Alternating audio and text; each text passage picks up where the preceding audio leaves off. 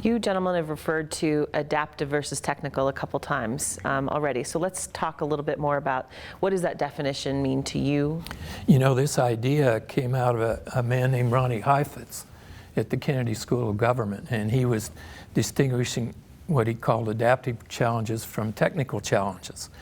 And some of the aspects of adaptive challenges that he talked about is, one, we may not have the expertise available to us. So if we want to make progress on that sort of a challenge, we may have to learn our way into it. In other words, we will have to experiment about how we move forward. And as we experiment, we might fail, and we may have to back up and try something else. So the answers aren't certain. And then you throw on top of that the answers are contested too.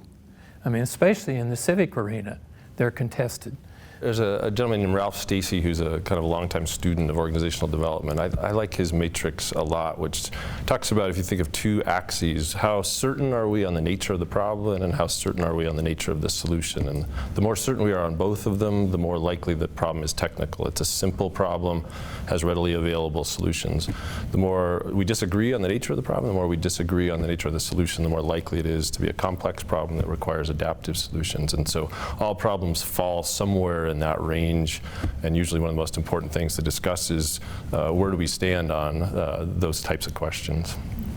It's not rocket science, really. It's just if somebody out there disagrees with you, it's an adaptive challenge. And so there's an implication of that too, that in order to make progress, you're going to have to engage others in some way or another, because you don't have the power unilaterally to move it yourself.